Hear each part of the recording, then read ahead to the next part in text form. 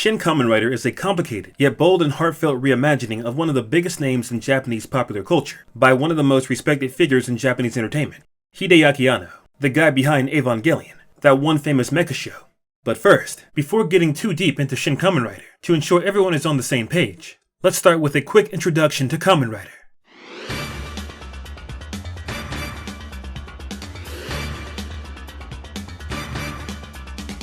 Conceived by Shitaro Ishinomori, a man recognized by Guinness World Records for having published the most comics, his output including everything from Cyborg 009 to Super Sentai, or better known as Power Rangers in the West, Kamen Rider is a massive multimedia franchise that started way back in 1971, and in the time since has become a force to be reckoned with, its influence to be found virtually everywhere. Kamen Rider as a franchise has experimented with virtually anything and everything, so much so that nowadays it might seem impossible to reconcile one version with the next, and hardly any of it resembles that from which it spawned over 50 years ago.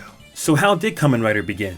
You see, the original TV series, as well as its manga counterpart, tells the story of Hongo Takashi, a motorcycle-loving college student, kidnapped by Shocker, a secret evil organization, and converted into a grasshopper-themed cyborg. Hongo escapes his captors and uses his newfound wind-powered abilities to fight Shocker on behalf of peace and justice in the world. With children unable to get enough of it, Kamen Rider in television form was an insanely huge hit that sparked a franchise and inspired an entire era of Japanese special effects, and the series seems to continue to have no shortage of fans. Everyone from Metal Gear Solid creator Hideo Kojima to Guardians of the Galaxy director James Gunn. Well, I like the original series of the Kamen Rider is like just the greatest. And even countless moms.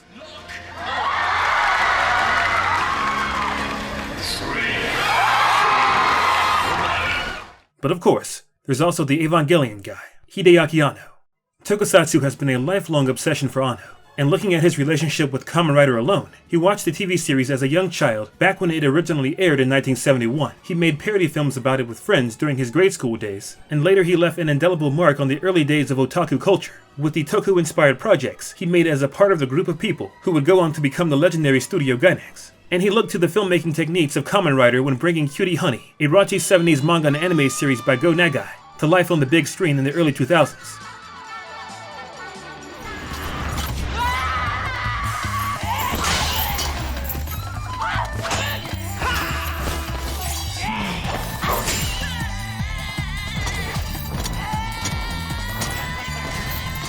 But more recently, Anno, along with his usual partner in crime, Shinji Higuchi, previously reimagined two tokusatsu legends, those being Godzilla and Ultraman, with Shin Godzilla in 2016 and Shin Ultraman in 2022.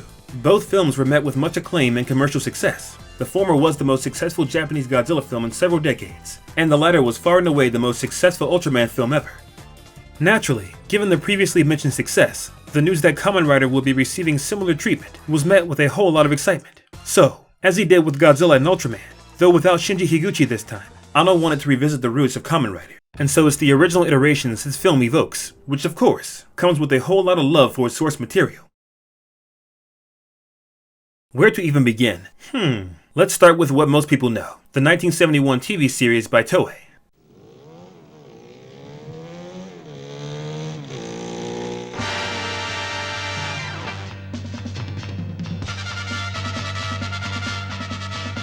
There's the use of the show's original opening theme, Let's Go Kamen Rider, along with a handful of other tracks from the show. There's a return to some of the same locations the show was filmed at 50 years prior, and a reproduction of exact images. And on that note, the film borrows filmmaking techniques as well, stuff like the liberal jump cutting when Kamen Rider leaps through the air, and some of the same eccentric camera angles from which the show's action was captured, in another nod to the unique sensibilities of the show. Upon defeat, enemies turn into foam before disappearing.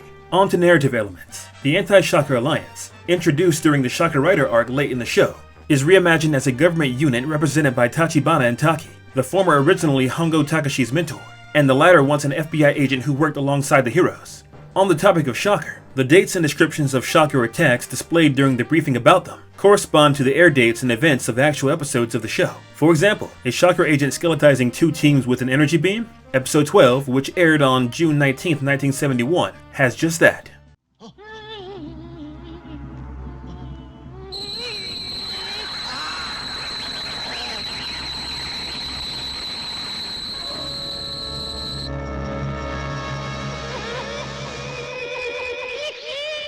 Perhaps more impressive are the meta references the film manages to incorporate. 1.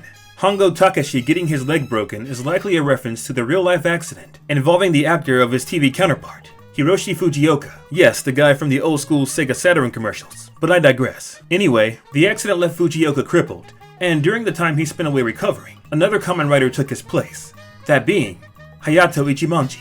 2. Like in the show, the well-adjusted new hero provides a stark contrast to his troubled predecessor, and also has a background in journalism and photography. Furthermore, in another similarity, Ichimonji is the one to introduce the famous henshin concept, albeit less flamboyant than it was in the 1970s. In his original episodes, Hongo started with bike-based transformations needed to absorb wind, something true in Shin Kamen Rider as well, and he adopted the henshin transformation upon his return to the series. Which brings us to 3. Hongo's eventual return to the show led to him joining forces with Ichimonji, and the two becoming known as the Double Riders.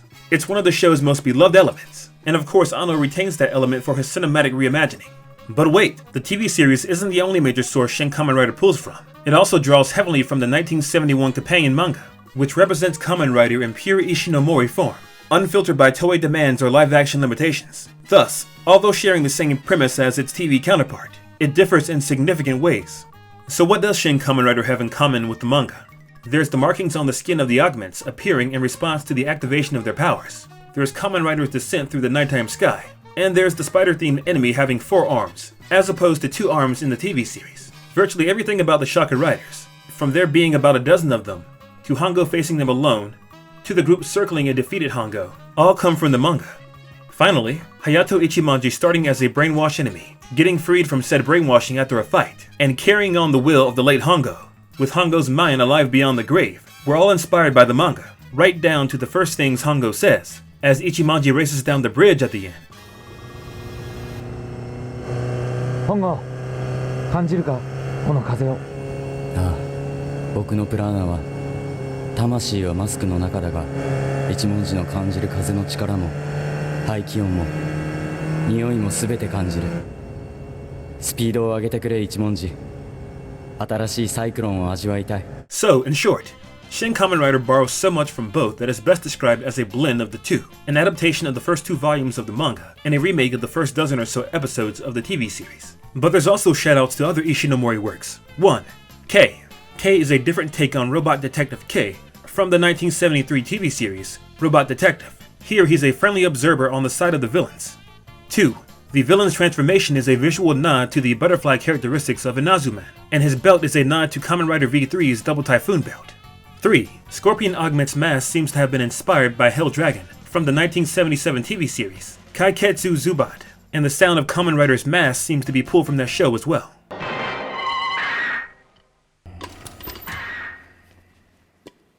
I could keep going with the references. For instance, one of the shopping bags in this scene shares its name and logo with the cafe Tachibana owned early in the TV series, Amigo, but you probably get the idea at this point. There's an abundant, immense love for the works of Ishinomori and old-school tokusatsu on display here, though there's a lot more at work besides its nods to bygone days, and that's where one will find the heart of the story. Outside of his tokusatsu endeavors, Anno has made a name for himself in animated and live-action form alike, with introspective ventures that take close looks at both the joys and sorrows of the human experience, and boasts experimental cinematography, among other forms of unorthodox storytelling. A few examples of this would include His and Her Circumstances, Ritual, and of course, Neon Genesis Evangelion. And with Shin Kamen Rider, Anno revisits many familiar beats, but creative figures having specific themes and subjects they like revisiting, because those matters mean a great deal to them, is nothing new. Look no further than Godzilla -1 director Takashi Yamazaki's obsession with wartime and post-war Japan, or Martin Scorsese's fascination with organized crime, and how his religious Italian-American background informs much of his output. Soul-searching is Anno's signature style, much of it stemming from his own complicated life, from his distant abusive father to the depression of his adult years. And, in all fairness, the sense of loneliness or sorrow that Anno excels at capturing is at home with Kamen Rider, who, at least in his original incarnations, is an inherently tragic character. He's a man extensively modified against his will, using the power of the enemy to fight the enemy. His spirit, still very much a human spirit, perseveres despite overwhelming odds as he commits himself to protecting others, even when having to endure the unpleasant realities it might entail. Which brings us to...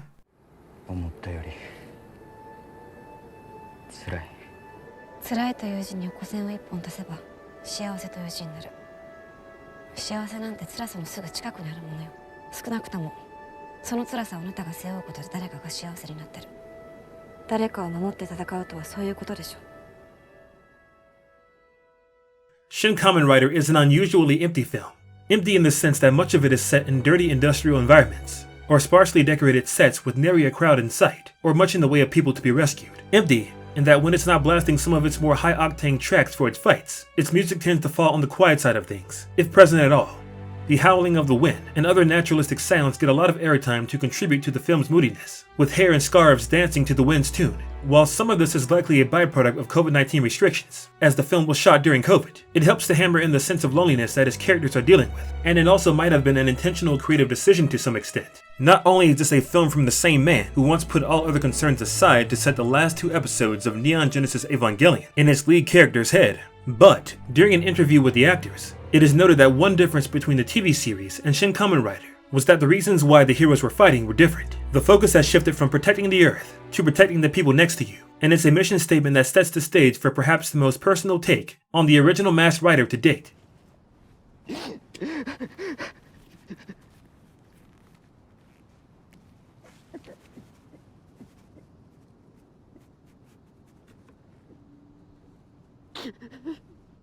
Shin Kamen Rider offers heartfelt musings on trauma, interpersonal relationships, and heroism. Virtually all of its characters are broken in some way. It's augmented humans, it's gamer girl in need of touching grass, it's cops and government agents, and it's literal robots. And what ties the film together is its character's pursuit of humanity and happiness.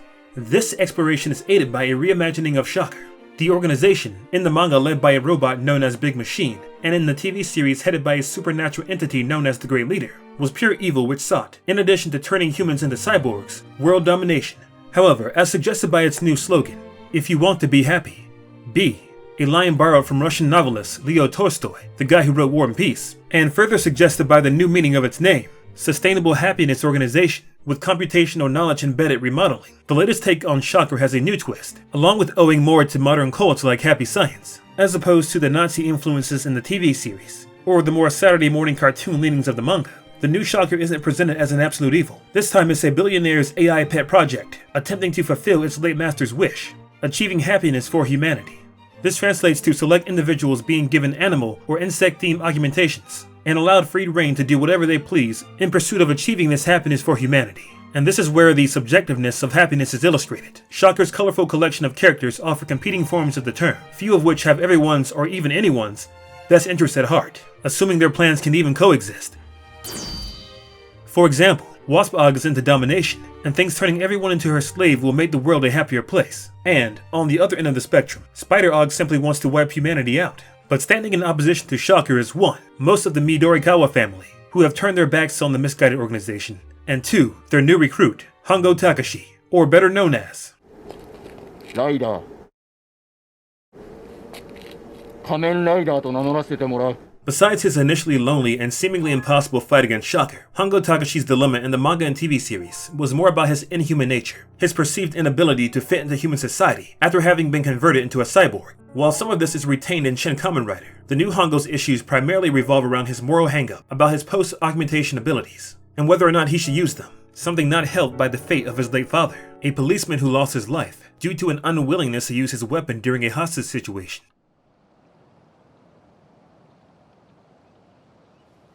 本郷君はあの時から強い力を望んでいた。人を守るための強い力を。これが人を殺した感覚だよ。父さん。 Past versions of Hongo readily take it upon themselves to battle their respective Shockers for the sake of humanity, but that isn't the case in Shin Kamen Rider. Life has put this new Hongo into his father's shoes and given him the ability to do something his father wouldn't, which he quickly discovers isn't so easy. And his disgust about what he's been turned into, his initial post-conversion actions he couldn't control, and what others want him to continue to do, leaves him with intense tribling throughout the film. So he wants to refuse his call to adventure. He wants to run away, but he's haunted by the memories of his father, his promise to his mentor and partner, and his desire to do the right thing. These are all things that recall the indecisiveness and father issues faced by Shinji Ikari, the lead character of Evangelion.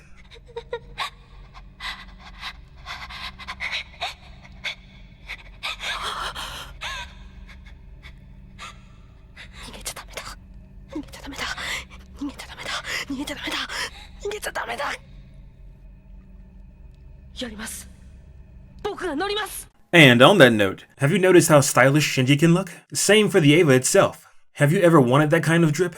Well, You're in luck, because I have some of the best and most stylish Evangelion gear on the market to share with you, such as these. Neon Genesis Evangelion has officially partnered with FX Creations, an international brand of men's bags and accessories, to bring you an exclusive line of top-rated, high-quality must-haves. These are officially licensed and 100% authentic accessories that have been designed by world-class Japanese designers, such as this wallet. I especially love how their designs are both iconic yet subtle in its reference to the show. Fans of Eva will immediately recognize the Spear of Longinus, yet this embossed pattern will not stand out to those who are not familiar with the show. If you know, you know. This wallet is made from 100% premium black leather and is very spacious and functional, with enough room to fit quite a few cards without feeling overly bulky. And there are even 2 compartments to store different kinds of bills. Another favorite of mine is the waist bag, with stylish details that reference Eva Unit 1's iconic armor. The bag is made with a tough, breathable, and water-repellent canvas material, and is so roomy with so many different zippers and compartments. I can even fit my Nintendo Switch and tablet in here, and there's still enough room to carry even more things. Yet it doesn't feel heavy at all because of its thick,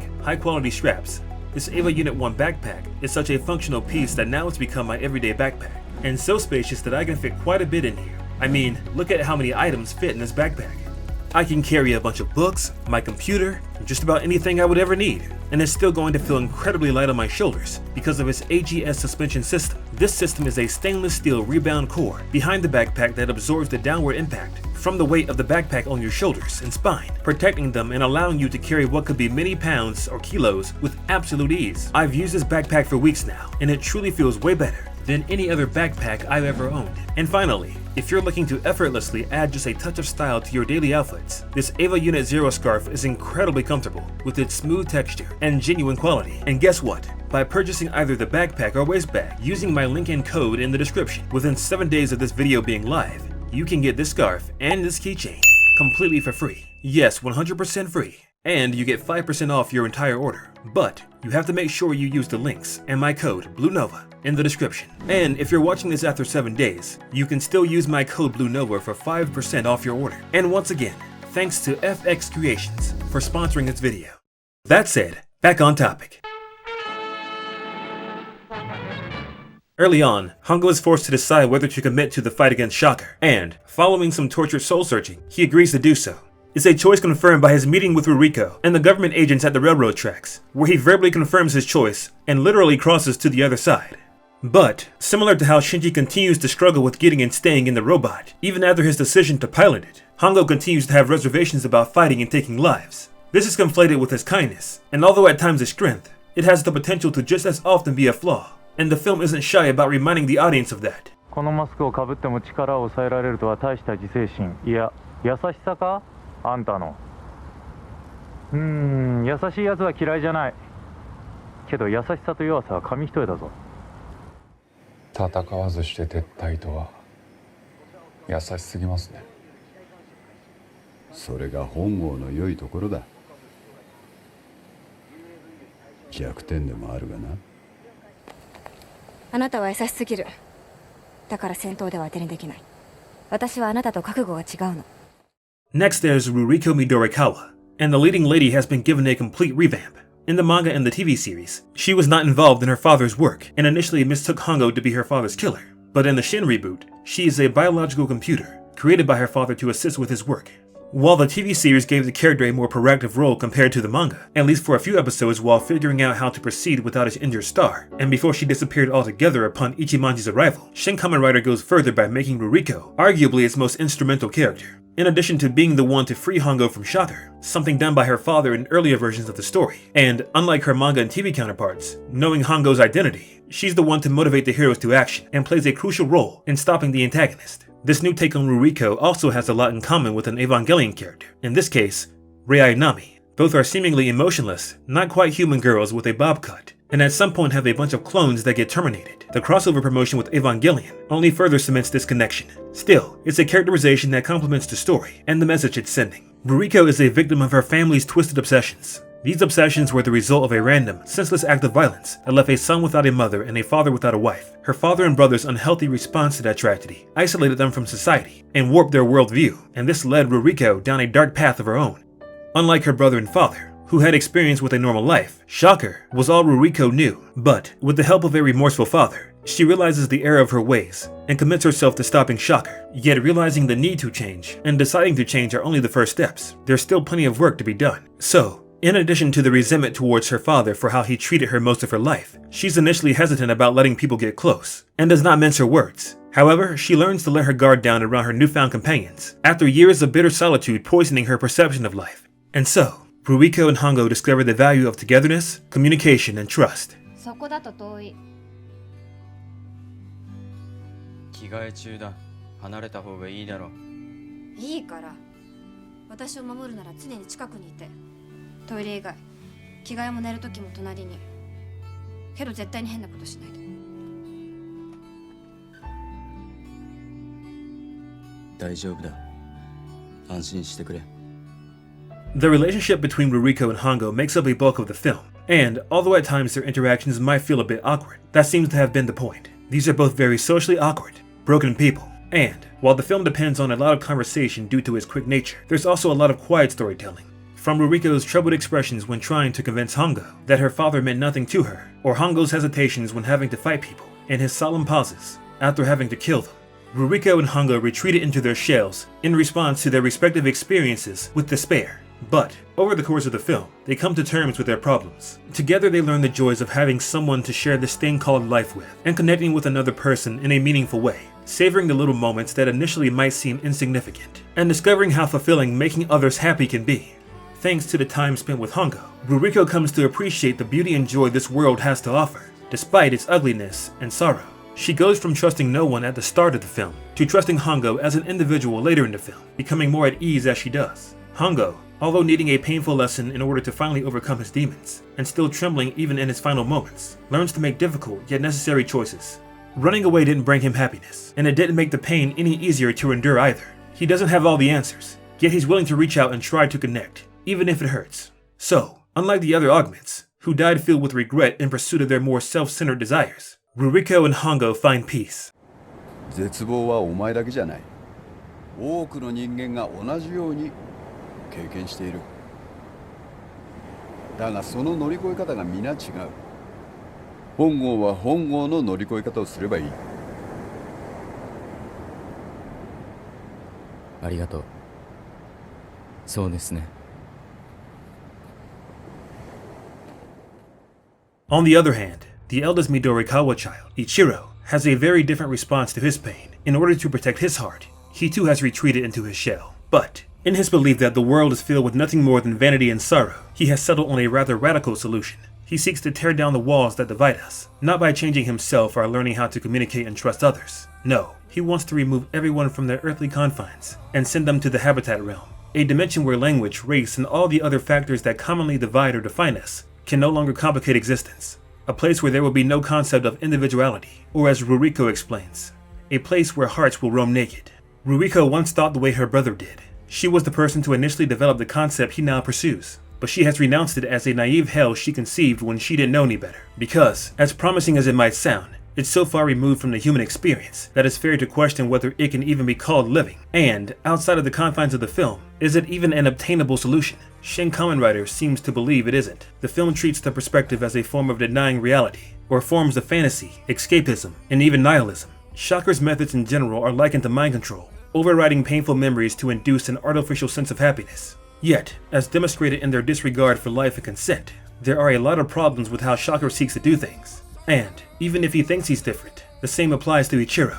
He's forcing his idea of happiness onto everyone else. And, when pushed to his limits, he comes across as a hurt child who never overcame his traumatic past. A hurt child that's now lashing out against the world. It's almost like since he couldn't have a nice life, no one should be able to, or even have the chance to. We should just give up.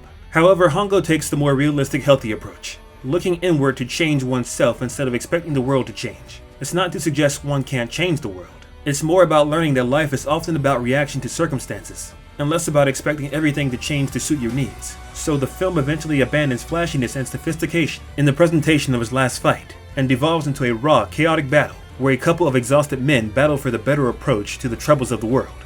Should this seem familiar, it's because the Habitat Realm objective echoes the human instrumentality project of Neon Genesis Evangelion, where in the climax of the end of Evangelion, Shinji was faced with a similar decision, a chance to take the easy way out. 全てが一つになっているだけ。これがあなたの望んだ世界そのものよ。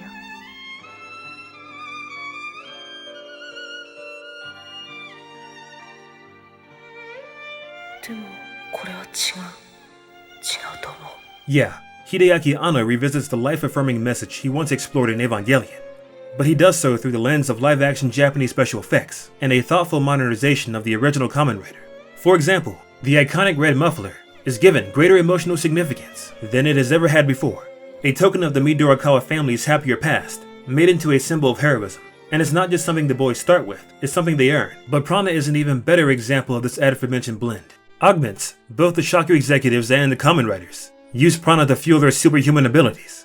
Prana, a term on loan from Eastern religions and philosophies, is the life source of all living things, and can also mean soul. Soul is a term used almost as often and interchangeably with prana, but prana doesn't only mean soul, it can also mean air or wind. So, as it has since the beginning of the series, wind is the source of Kamen Rider's powers. In short, the film tells the story of characters fighting for their souls, and helping the person next to them do the same. Much of it is done through its title character, Kamen Rider, Hongo Takeshi, and his journey over the course of the film. And although Hongo loses his life in the line of duty, it's his heroism, both his kindness and eventual willingness to make tough choices, that accomplishes a lot. That includes inspiring a reluctant Ichimonji to take up the Kamen Rider mantle in his place, after Hongo lays down his life for the soul of a stranger.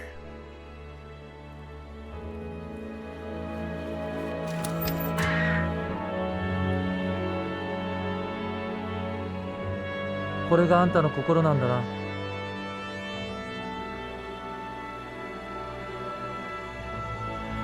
本郷。